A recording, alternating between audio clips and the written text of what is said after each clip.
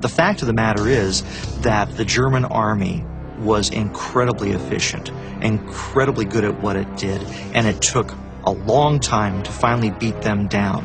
And understanding that, understanding what we had to go up against, helps you appreciate why people respect them even today for what they were able to achieve and how difficult it was to finally defeat them.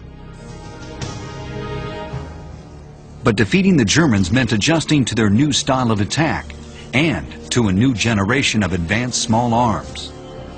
The German infantry squad of 10 men was structured around the machine gun. The rifleman's key task was to support and protect it. The first truly versatile German machine gun, the Maschinengewehr 34, was adopted by the Wehrmacht in 1934.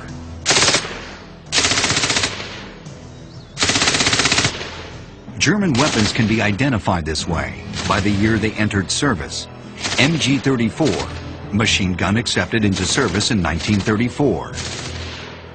Behind me here is the MG-34, perhaps the most effective machine gun on any side during World War II. It was relatively light, was easy to carry by a two-man squad. One man carried the tripod, which was the heaviest part of it. The other carried the machine gun. Now, the Germans had a rather different philosophy than anybody else on machine guns. They didn't believe in having light and heavy weapons. They said one machine gun can do all the jobs. The MG-34 was highly adaptable. It could be used as a light machine gun on a bipod for offensive firefights and rapid advancement. One man could carry it and fire it. In critical situations, the German machine gun could be fired, supported on the back of another squad member, or from the prone position with the bipod.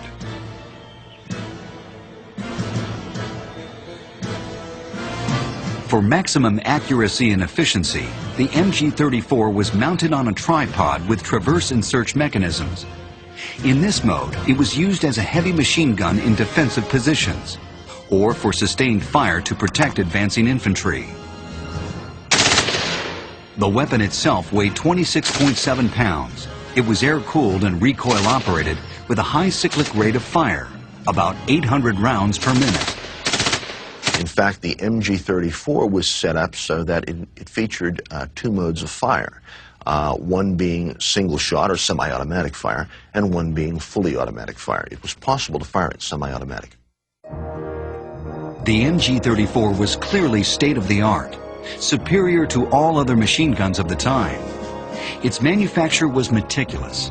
Like all German weapons, each part of the MG-34 was individually inspected and received an approval stamp before assembly. In the field, the MG-34 fell under the command of one man in each unit, the squad leader. The squad leader was the man responsible for directing where it should be set up. He had a primary and a secondary position.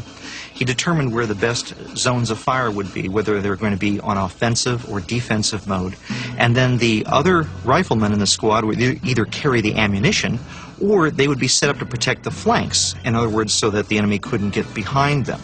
And it was his job to direct it, to put it in a safe position where it could do the most damage. Versatility was also crucial. Every German soldier was trained to be proficient with all of the weapons used by the infantry squad.